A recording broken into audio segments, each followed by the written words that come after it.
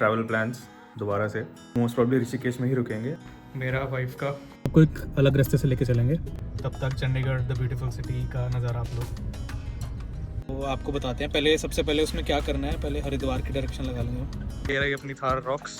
Usually ये खाली होती है रोड, बट अभी कुछ खास दिख रही है, जैसे सामने देख सकते हैं। करते हैं रूम टूर जब हम जाएंगे देवप्रयाग।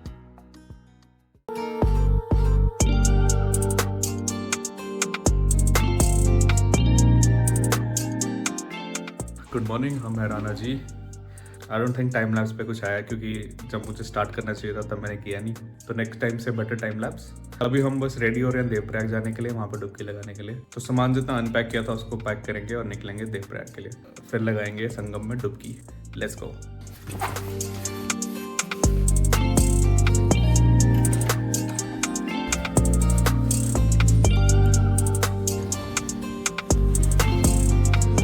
ठीक है, ओके, थैंक यू।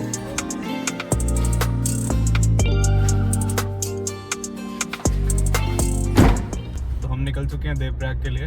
ऋषिकेश के बीच में से निकलेंगे। सामने लिखा हुआ है लक्ष्मण झूला, राम झूला। तो अभी ऋषिकेश सिटी के बीच में से निकल रहे हैं हम। और ऋषिकेश में काफ़ी ऐसे ब्लू कलर के टेम्पो दिखते हैं, जो कि आपको इधर से उधर जाने को मिलेंगे। यहाँ के टेम्पो थोड़े अलग हैं चंडीगढ़ से या मोहाली से। चोटी वाला रेस्टोरेंट ऋषिकेश का काफ़ी पुराना रेस्टोरेंट है, और यहाँ पे ही राम झूला आता है। नीचे पार्किंग है, वहाँ पे पार्किंग कर सकते हो।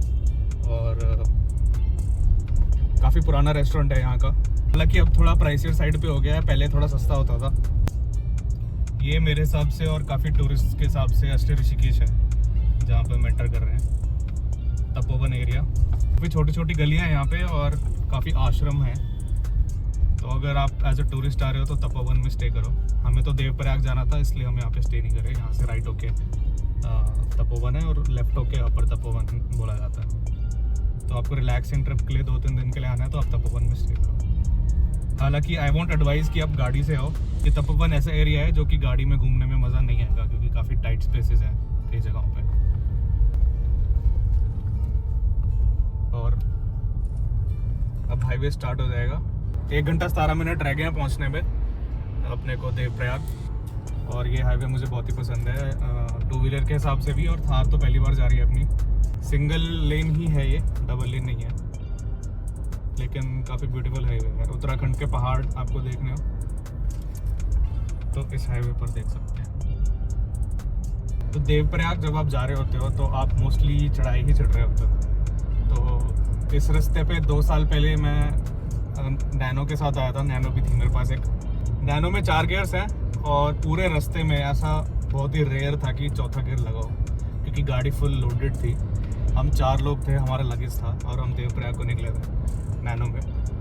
तो ये वाला जो हाईवे है, इसको मैंने बाइक से भी कवर किया हुआ है, नैनो से भी कवर किया हुआ है, और अब थार से भी कवर कर रहे हैं। जो बहुत ही स्टीप सेक्शंस थे उनको तो उन पे तो 3rd गियर भी लगना बहुत मुश्किल हो रहा था, but still we did it.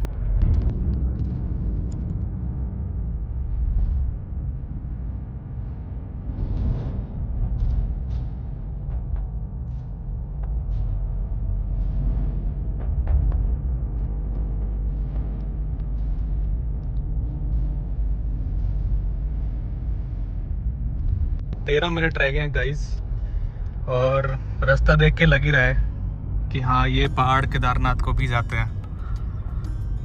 Uttarakhand की ब्यूटी तो कुछ और ही है। और देवप्रयाग हम पहुंचने वाले हैं। वहाँ पे जाके देखना है कि गाड़ी कहाँ पे पार्क करेंगे, और फिर हम नीचे को उतरेंगे संगम के लिए। तो गाइस, संगम अपने साइड में ही है। जहाँ पे मैं रुका हूँ वो संगम का व्यू पॉइंट है। यहाँ से संगम दिखता है। पहले वो दिखाता हूँ आपको, फिर उसके बाद हम नीचे संगम में चलेंगे। बट ये व्यू पॉइंट मिस करने वाली चीज़ नहीं है, इसलिए मैं दिखाता हूँ।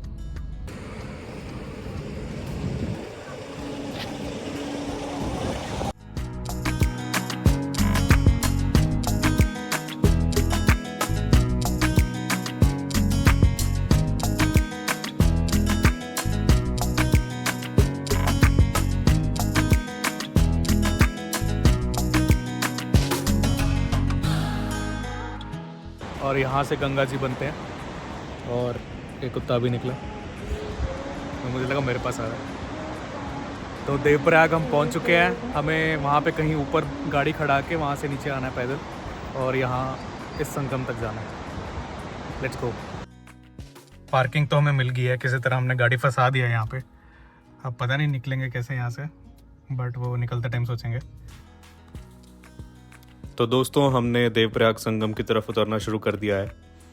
देवप्रयाग पंच प्रयागों में से एक प्रयाग है जहाँ पर अलकनंदा और भागीरथी नदी मिलके गंगा जी बनाते हैं। जब आप उतर रहे होते हो तो स्टार्टिंग में तो ठीक ठाक उतरा ही है और दूर से आपको संगम का प्रीव्यू मिलता है और दूर से ही दिख जाता है कि बहाव कितना तेज है। थोड़ा सा आगे जाके उतराई थोड़ी स्टीप हो जाती है और इस लोकेशन तक गाड़ियां आ सकती हैं। तो ये आखिरी पॉइंट है जहां तक गाड़ियां पार्क कर सकते हैं।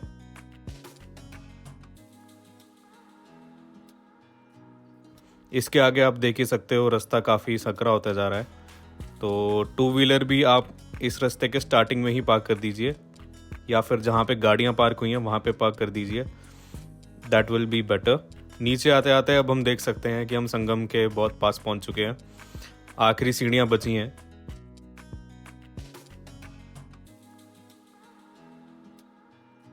और उन आखिरी सीढ़ियों को उतर के अब आप देख ही सकते हो कि बहाव कितना ज़्यादा तेज़ है।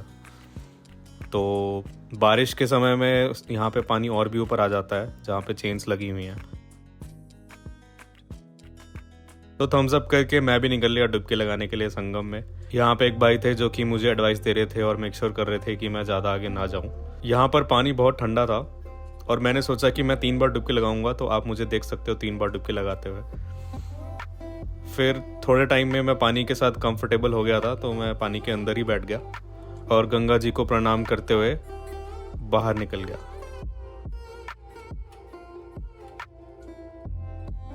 अब हम चलेंगे वापस ऊपर और देखेंगे गाड़ी की सिचुएशन कि उसको कैसे निकाला जाए। Let's go.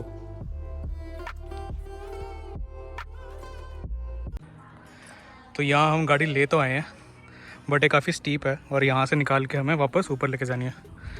कैमरा में इतना स्टीप नहीं दिख रहा होगा, बट 2 व्हील ड्राइव गाड़ी है तो थोड़ा स्लिप मार रही थी नीचे भी रिवर्स करते हुए। ये है गाड़ी का POV। यहाँ से हमने ऊपर होके राइट में जाना है। तो ये रेता ही बाहर, तो I think sand mode better रहेगा क्योंकि व्हील स्लिप मार रहे थे जब हम रिवर्स कर रहे थे यहाँ पे। तो अब देखते हैं कि गाड़ी कैसे निकलेगी।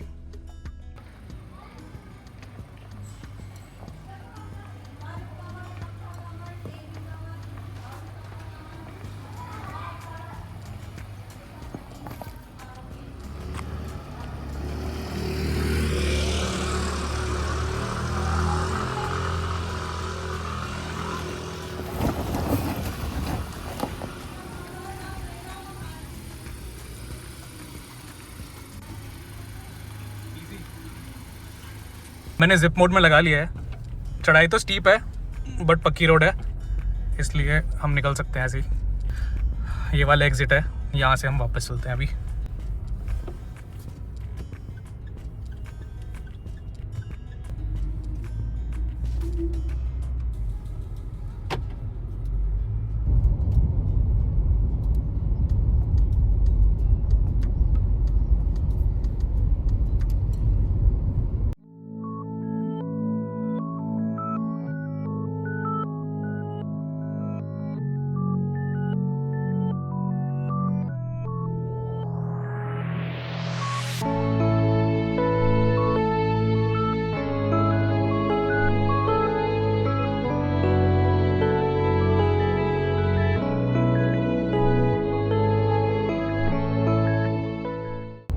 तो अब हम ऋषिकेश पहुंचने वाले हैं, लेकिन हमें ऋषिकेश क्रॉस नहीं करना है, जैसे कि आपको बताया कि दूसरे रास्ते से जाएंगे।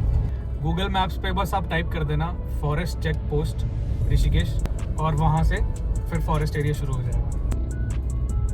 यहाँ पे बोर्ड भी लगा हुआ है नीलकंठ लेफ्ट के लिए, अभी आएगा। यहाँ से हम लेफ्ट ले लेंगे।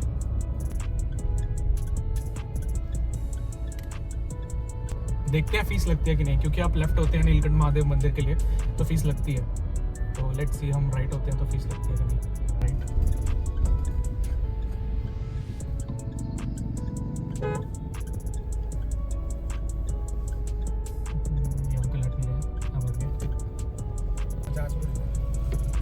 तो चेक पोस्ट कर लिया हमने क्रॉस, 50 रुपये फीस लगी थी। अब हम चल रहे हैं ऋषिकेश की पैरेलल रोड पे। ये रोड छोटी है जैसे कि मैंने बोला था, पर ये ज़्यादा पीसफुल है। तो ऐसे नज़ारे हैं कुछ रोड के। गिवन की रश नहीं हो, ये रास्ता बहुत रिलैक्सिंग है। रश होता है तो फिर थोड़ा सा आपको टाइट फील होता है इस रास्ते पे। आज मंडे है इसलिए मैंने एक्सपेक्ट किया भी नहीं था कि इतना रश रहेगा। जो भी रश है वो नीलकंठ महादेव का है। तो अब मिलते हैं चेक पोस्ट पे, अराउंड 22 मिनट रह गए हैं, तो वहीं मिलते हैं। तो अब हम यहाँ से चेक पोस्ट से जा रहे हैं। ये है फॉरेस्ट चेक पोस्ट। यहाँ से हम हो जाएंगे लेफ्ट। तो वहाँ पे फॉरेस्ट चेक पोस्ट पे फिर से 50 रुपये लगे। और ये है चीला डैम वाली रोड। आज थार रॉक्स की बारी है इस रोड पे जाने की। बहुत ही पीसफुल रास्ता है अगर वीकेंड ना हो तो। बट आई थिंक वीकेंड पे ये लोग बंद करने लगे हैं, जैसे कि हम संडे को गए थे और हमें देखने को नहीं मिला था। अब हम फॉरेस्ट एरिया में घुस चुके हैं, तो ऑफिशियली फॉरेस्ट एरिया स्टार्ट हो गया। तो आगे हमें शायद एक और डैम देखने को मिलेगा और थोड़ा सा फॉरेस्ट एरिया देखने को मिलेगा।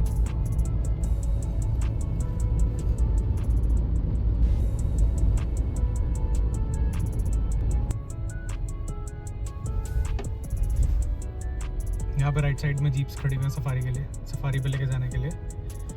और लेफ्ट साइड से मेरे ख्याल एंट्री है अगर आप सफारी पे जाते हो तो।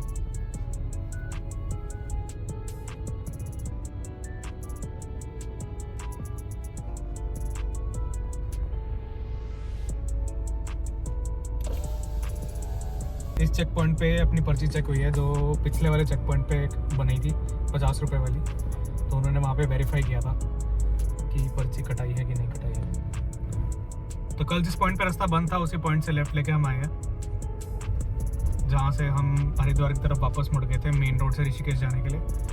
अब उस रोड पर वापस जॉइन होंगे और हम हरिद्वार से वापस को निकलेंगे अपने घर। अगर ब्लॉग में यहाँ तक आप बने रहे हैं तो धन्यवाद। नेक्स्ट ब्लॉग के लिए भी कुछ प्लान है, तो स्टे ट्यून्ड।